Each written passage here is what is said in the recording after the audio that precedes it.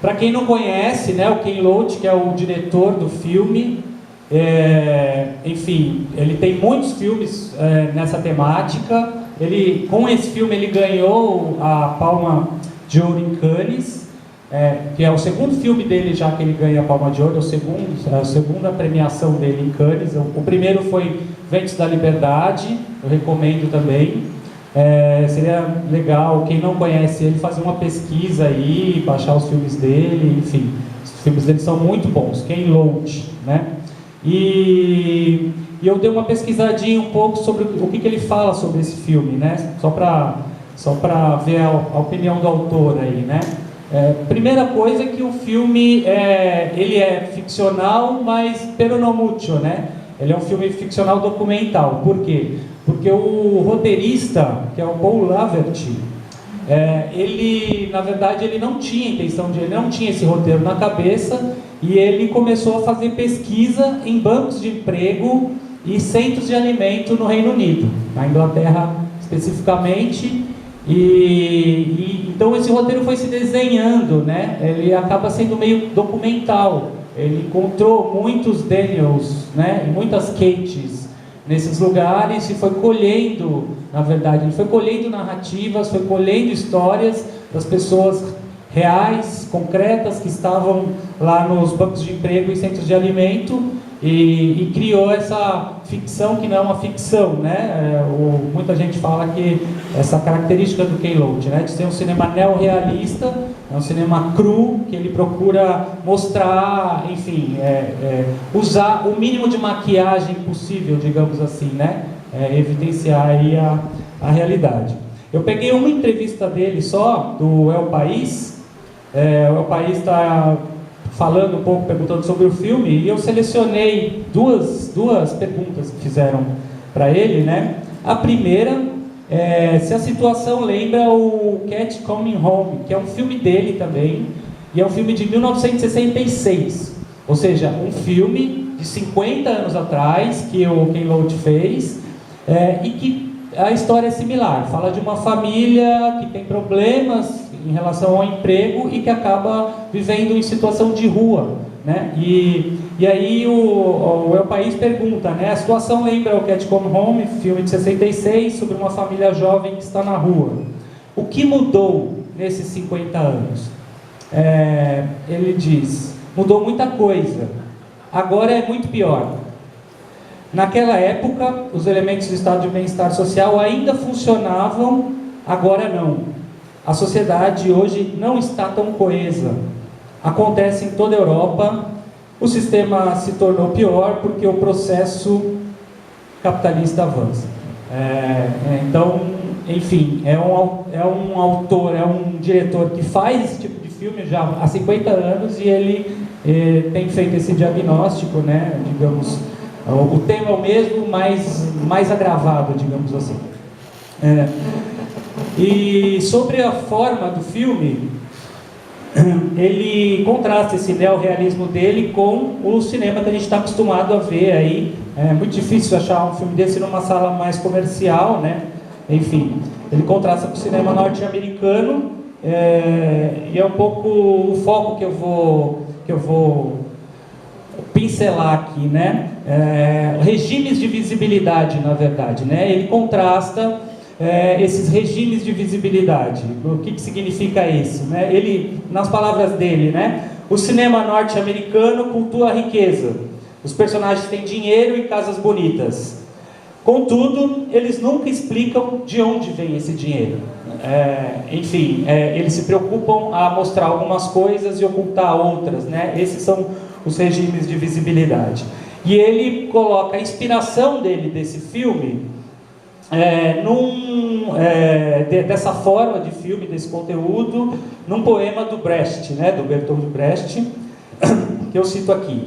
E eu sempre pensei que as palavras mais simples devem bastar. Quando digo como são as coisas, o coração de todos deve ser despedaçado, tanto que você afundará se não se defender. Com certeza você enxergaria isso. Poema do Brecht. Um pouco a intenção dele é isso, né? Ao mostrar as coisas, não há como não ver. Né? A intenção do cinema neorrealista dele é esse. Não tem como você não ver se eu mostrar as coisas, se eu te dizer como são as coisas, né? Então não precisa de maquiagem, tá? Não precisa de muitos artifícios para mostrar as coisas. Em relação especificamente ao filme, eu estou trabalhando um pouco nele, enfim, como em outros filmes, mas eu trouxe alguns signos, alguns sinais que o filme traz, que eu acho que servem para a gente provocar depois a discussão, né? Eu não vou me aprofundar em cada um deles, mas a gente pode transitar um pouco sobre eles depois na discussão, né? Que não é à toa, né? Que ele vai trazendo elementos do filme que não são fortuitos, não são ocasionais, né? São pensados aí no roteiro. E eu acho que alguns elementos são muito significativos. Primeiro, né?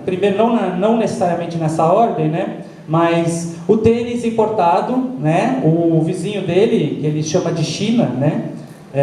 Então, para a gente pensar um pouco aí, né? Essa representação da relação entre o desemprego e esse mercado, né? Esse dito mercado globalizado, né?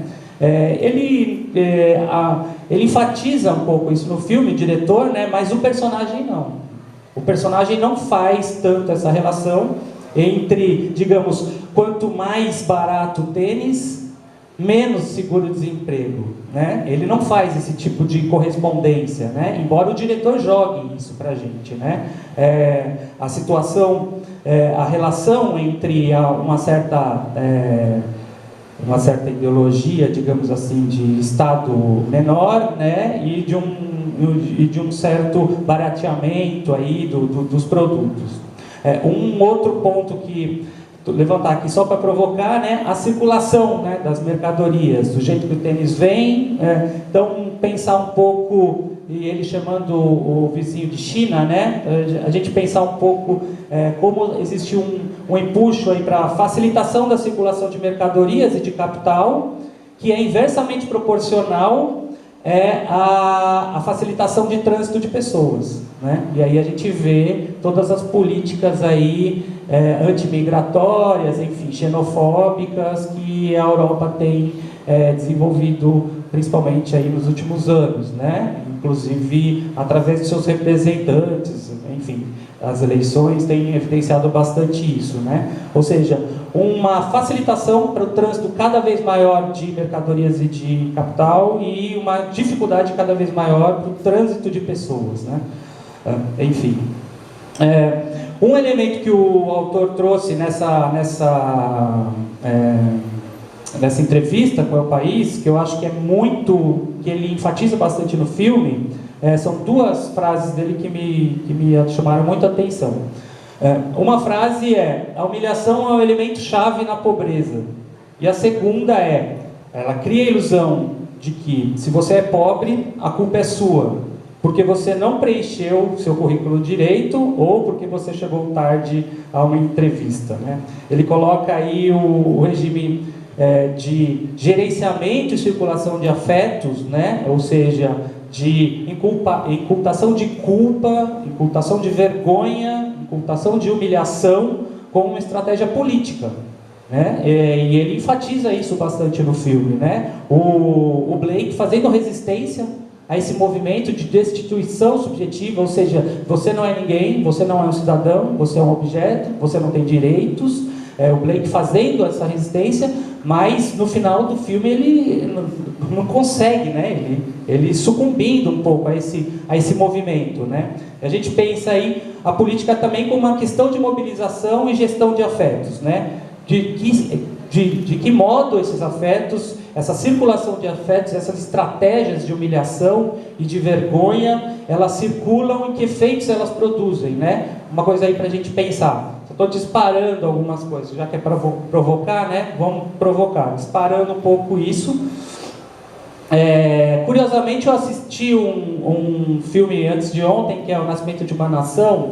Eu não sei porque eu fiz uma correspondência com a questão do curso para arranjar emprego, né? A função do coach lá, do curso para arranjar emprego, como, na verdade ele não está dando curso para arranjar emprego, ele está dando um curso como você deve se comportar, né? Quem viu o Nascimento de uma Nação, a gente está falando de uma nova catequese aí, né? Um novo regime de comportamento, né? Um novo circuito de comportamento. E no curso isso fica bem claro, né? Algumas falas lá do coach, lá do treinador, né? Como, por exemplo, é preciso demonstrar o quanto nós somos dedicados, né? Não cabe mais vender a força de trabalho, é preciso vender muito mais do que isso, né? A gente precisa não apenas vender a nossa força de trabalho, mas a gente precisa demonstrar o quanto nós somos dedicados, né? O quanto nós somos colaboradores, para usar um jargão bem atual, né? E ele coloca aí um certo regime aí do outro, né, do trabalhador como um oponente, né? Quando ele fala, por exemplo, de 8 vagas para 1.300 pessoas, né? E o que o coach conclui disso? O que isso significa? 8 vagas para 1.300 pessoas, né? O Blake tira sarro, né? Significa que a gente deveria tomar mais café. Mas o treinador lá de comportamentos, ele diz, não, você deve se destacar na multidão e você deve ser esperto. E aí a gente entra de novo no gerenciamento dos afetos, né? Ou seja, 8 pessoas são as espertas que se destacam e 1.292, por oposição, são as burras, né? Se não são as espertas, são as incompetentes, são as culpadas, né? A gente entra aí também nessa questão do gerenciamento dos afetos, né? Se você não é um esperto, você é o anti-esperto, né? Enfim.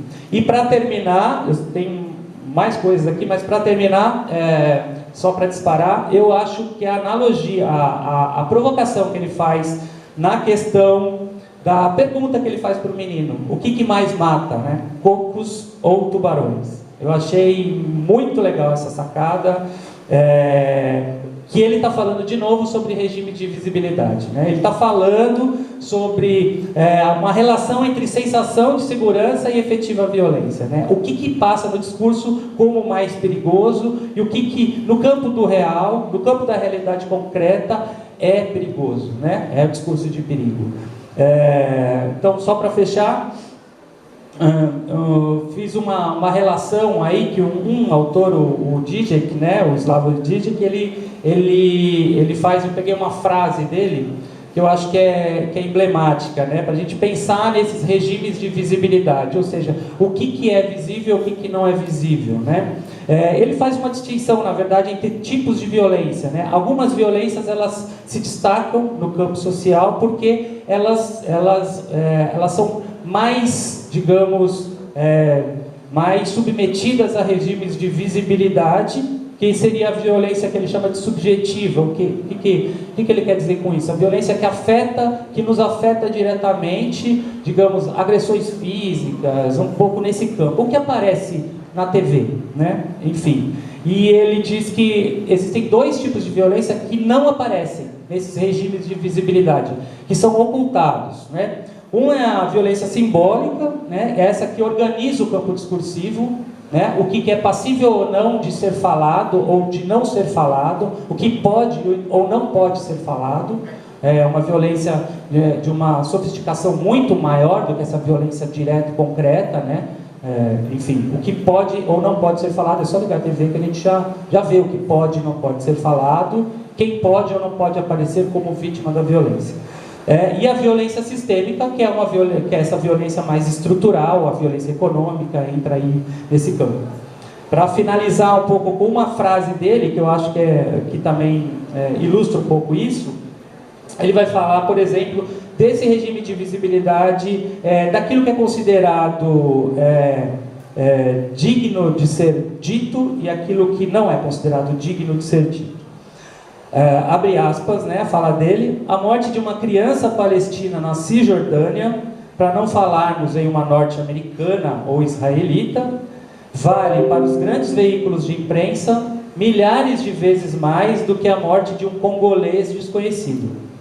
Precisamos de mais provas do que essa, de que o sentido humanitário do que é urgente e relevante é mediado e, sem dúvida, sobredeterminado por considerações claramente de ordem política, Ou seja, algumas mortes que valem a pena e outras mortes que não valem nada, né?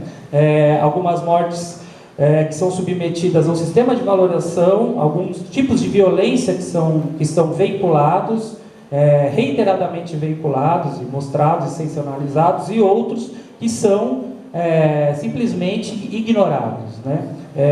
Então ele está comparando morte de pessoas submetidas a registros de cidadania diferenciados. Na verdade, ele está falando de um tipo de soberania econômica que considera algumas vidas como não contabilizáveis, né? Vidas nuas, vidas matáveis, vidas de não cidadãos, né?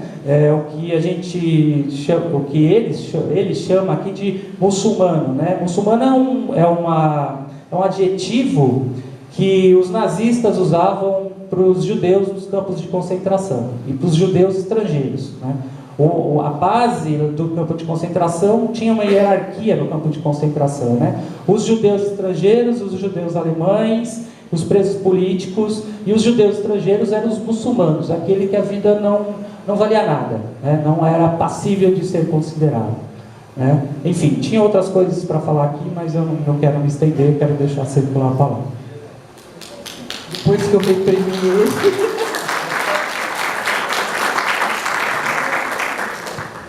Bom, eu já vi esse filme no cinema, logo que saiu. Eu sou cinéfila 2 vezes, fora hoje. E nas 2 vezes que eu vi, ao final o cinema inteiro chorava e batia palmas, né? E saía todo mundo muito tocado, de coração partido, por ver, não por causa do filme, eu imagino, mas por se ver nesta situação. Então, antes de qualquer coisa, eu quero dizer fora Temer, tá? Porque fora Temer, diretas já, e greve geral para diretas já. Então, tem muitas coisas no filme que são muito importantes, né? Tornar visíveis, e eu estou pensando na plateia aqui, que parece que a maioria é do serviço social, né? Tem uma expressão dele muito interessante, né? Não é quando ele diz que eu não sou um número da Seguridade Social, mas é principalmente quando ele diz: o que vocês querem é que eu saia do sistema, que as vidas saiam do sistema. O que quer dizer é o seguinte: o serviço existe só para dizer que existe, não é para funcionar. Não é para atender a questão social que está colocada naquele momento. Mas isso não é o mais importante do filme. Tem uma outra coisa no filme que é importante, é muito importante, que é a forma como o serviço de seguridade é operado, né? Eles não têm assistentes sociais, né? Nem psicólogos, eles têm operadores sociais. São... não sei se são OS, ou OCIPs, ou ONGs, né? É um serviço que não é administrado diretamente pelo Estado. O Estado contrata um bando de brutamontes, né? Vocês observaram, são todos homens imensos, carecas, né? Com cara meio skinheads, né? Que estão lá, não é para fazer o serviço de atendimento às demandas da população, mas é principalmente para conter, né?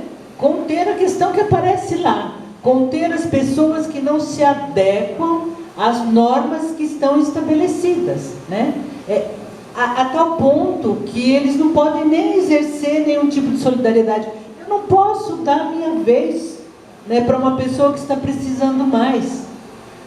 Uma outra questão é a questão do como se usa a sanção, que é cruel, é perverso, lembra muito, eu lembrei o tempo todo aqui no Brasil, quando a pessoa não manda os filhos para a escola, né, ou os filhos faltam na escola, ela perde Bolsa Família, né? Todas as sanções que estão aí dadas no sistema nosso, né, não só de seguridade, em geral, tem as outras sanções bem piores, mas que são de uma perversidade, e isso no país, né, no Reino Unido e na Inglaterra, né, principalmente, que inventou a lei dos pobres. O primeiro país do mundo que a gente tem conhecimento que inventou uma lei específica para os pobres e que inventou o welfare state, né? A expressão em inglês ela não é americana, ela é inglesa, né? No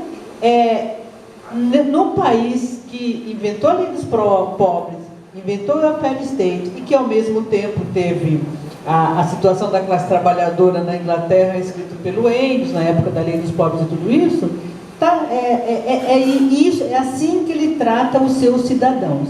E aí vem também uma concepção de cidadania, né, que está agora associada, o Eduardo falou muito bem, a noção do seguinte: é cidadão aquele que não é prescindível para o mercado de trabalho.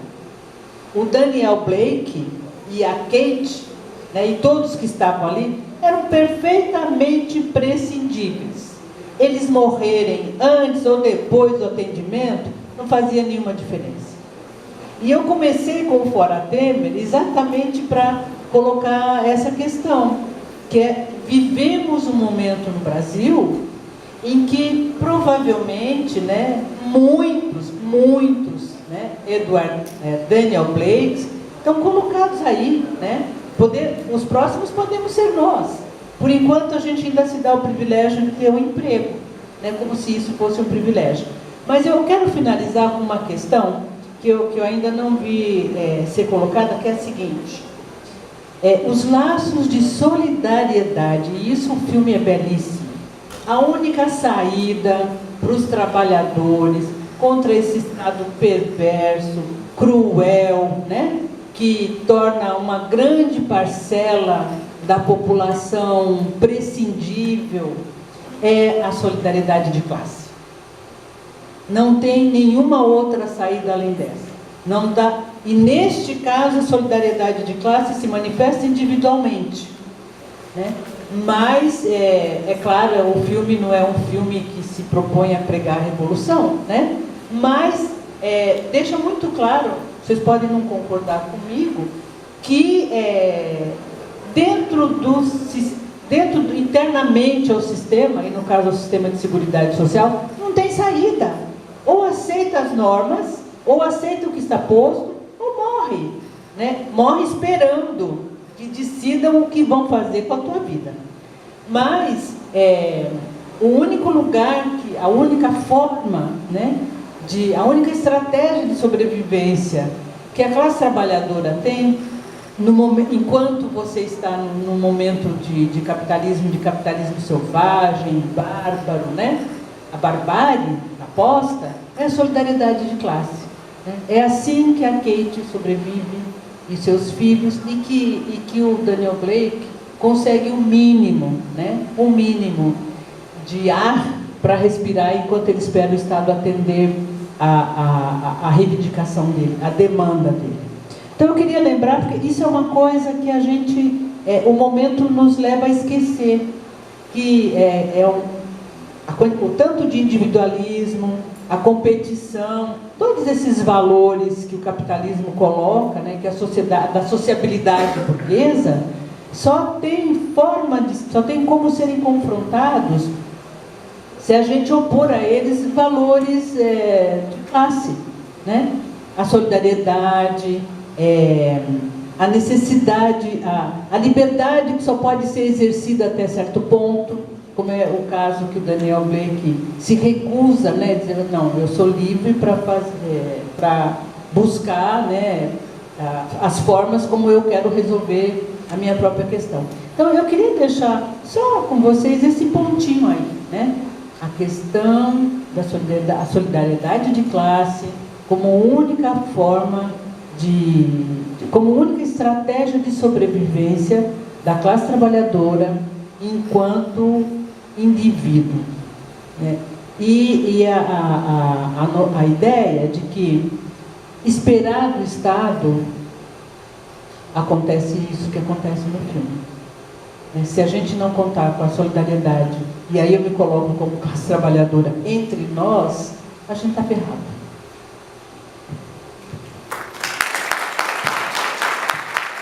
Temer de novo.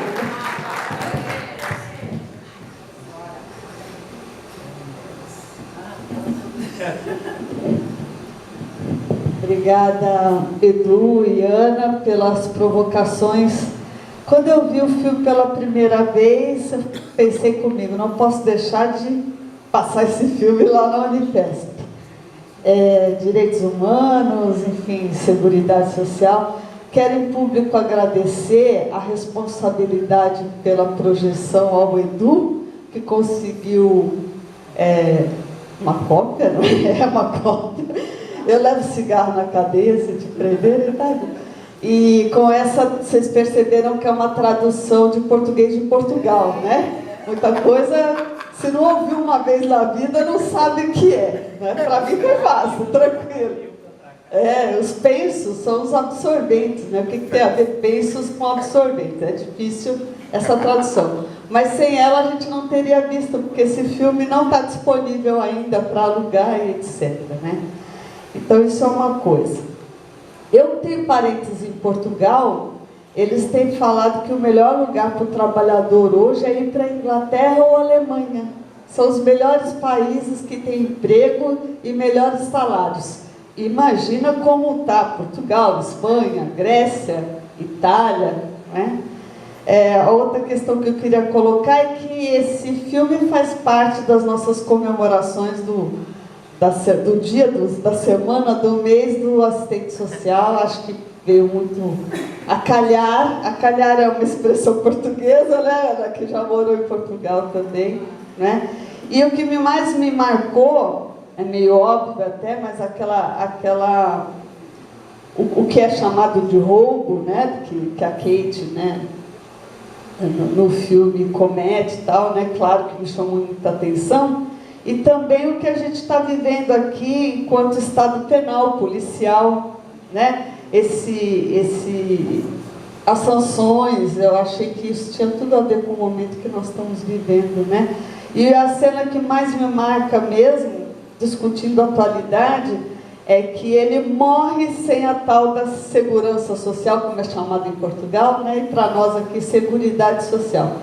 E alguém já ouviu falar isso nesses tempos de não aposentadoria, que nós vamos morrer antes de se aposentar, né? E quantos de nós, nas nossas famílias, enfim, na nossa classe trabalhadora, não está vivendo isso? Trabalhou por muito tempo e não tem a possibilidade ainda da sua aposentadoria. Muito bem. Ana, Du, muito obrigada, viu? Tinha que ser vocês mesmo para comentar isso, acertei em cheio. Muito obrigada.